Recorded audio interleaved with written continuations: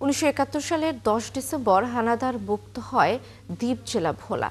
দীর্ঘ ৯ মাসের সশস্ত্র সংগ্রাম ও যুদ্ধের পর পাকিস্তানি বাহিনী ও তাদের দোসররা ভোলায় মুক্তিযোদ্ধাদের প্রতিরোধের মুখে পালিয়ে যায়।